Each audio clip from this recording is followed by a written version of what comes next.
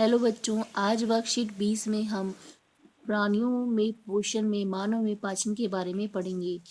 इसे समझने के लिए सबसे पहले हम एक उदाहरण लेते हैं।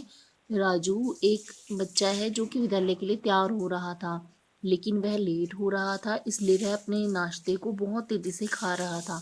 उसकी माँ ने कहा, बेटा भोजन निकलने से पहले अच्छे से चबाना ज़रूरी है। जब हम भोजन को चबा चबा कर खाते हैं तो अंतर्ग्रहण की प्रक्रिया के बाद होने वाली पाचन की प्रक्रिया आसान हो जाती है और हमारे शरीर को भोजन के पाचन में मदद मिलती है।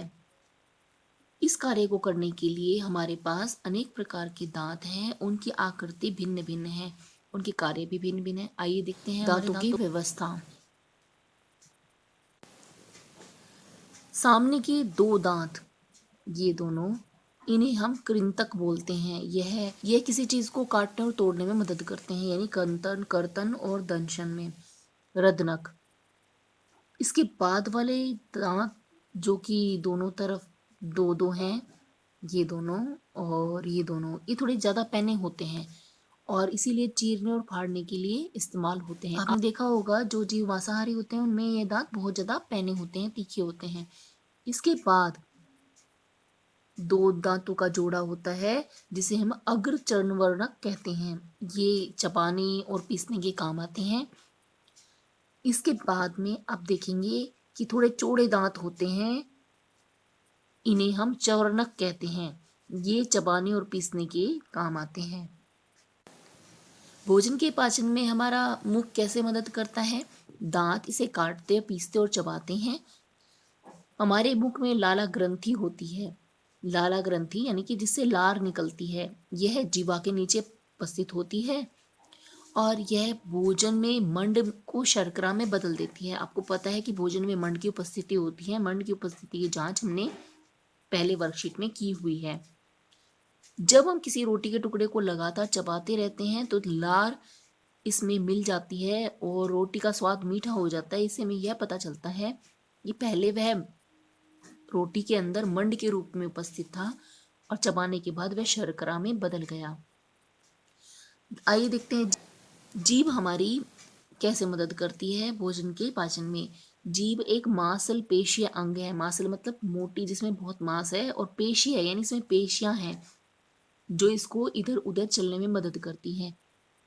यह मुख से अधर तल से जुड़ी हुई है, यानी नीचे की तरफ जुड़ी हुई है। इस पर कलिकाएं होती हैं जिससे स्वाद का पता चलता है। आगे के हिस्से से हमें मीठे स्वाद का पता चलता है और साइड में ये येलो कलर से दिखा रखा है, पीले रंग से दिखा रखा है, इससे हमें खट्टे स्वाद का पता चलता है। जबकि जीवा के आखिरी अगले हिस्से में नमकीन स्वाद का पता चलता है और जीवा के पीछे वाले हिस्से में कड़वे स्वाद का पता चलता है। हमें अपने दांतों की देखभाल क्यों करनी चाहिए? जब हम भोजन खाते हैं तो वो भोजन के कुछ टुकड़े फंस जाते हैं और हमारे मुंह में जीवाणु होते हैं जो इस फंसे हुए भोजन पर वृद्धि करने लगते हैं। अगर हम दांतों को साफ नहीं करते हैं तो ये भोजन में उपस्थित शर्करा को तोड़कर अम्ल बनाने लगते हैं, जिससे अम्ल हमारे मुंह में बनता है और यह अम्ल धीरे धीरे हमारे दांतों के साथ में अभिक्रिया कर लेता है, जिसकी वजह से दांत टूटने लगते हैं और दांतों में छिद्र हो जाते हैं। इसे दंत क्षय कहते हैं।